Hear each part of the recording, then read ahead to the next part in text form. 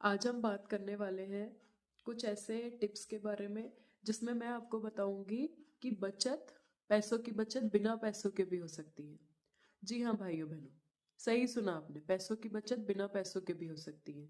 इसके लिए tip number 1 है, ये जो हम सेल में चले जाते हैं ना हमेशा हमेशा कि सस्ता मिल रहा है, सस्ता मिल रहा है, हमारे तो इतने पैसे बच गए। पैसे नहीं बचते हैं, क्योंकि सेल में हम बहुत सारी ऐसी चीज़ें ले आते हैं जिसको ज़्यादातर हम कपड़े लेकर आते हैं जिसको ना तो हम कभी पहनते हैं, और हम हमेशा अच्छा एक ओकेशन आने के लिए वेट करते हैं जो कभी भी नहीं आता, या फिर वेट लूज होने का वेट करते हैं जो कभी भी नहीं होता। इसीलिए से नो टू सेल। बहुत ज़्यादा ज़रूरी हो तो ही हमें वो सामान लेना चाहिए।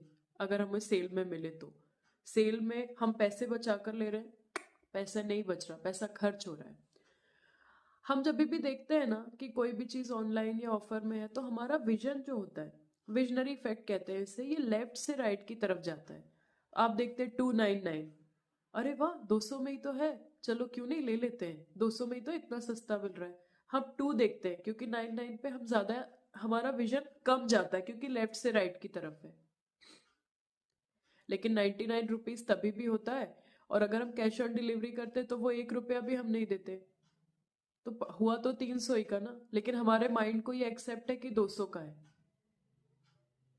तो ये भी एक ओवर एक्सपेंडिचर या फालतू खर्च का एक पैमाना होता है जिसपे हमें ध्यान देना होगा।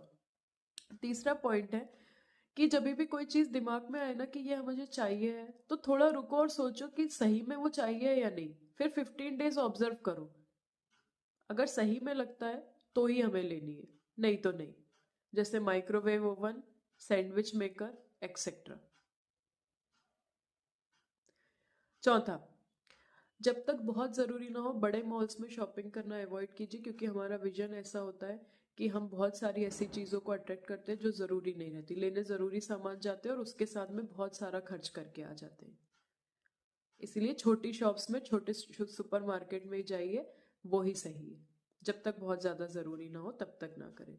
और last but not the least, सारे खर्चे करने के बाद सेविंग नहीं करनी है, पहले सेविंग कर लेनी है जहां जहां हम सेविंग कर रहे हैं, पोस्ट ऑफिस, बैंक, सेविंग्स। उसके बाद में कम जो बच रहा है उसमें सब अच्छे से स्मार्टली खर्च करना है। और पैसों की जगह तो घर में 2-3 बनानी ही है।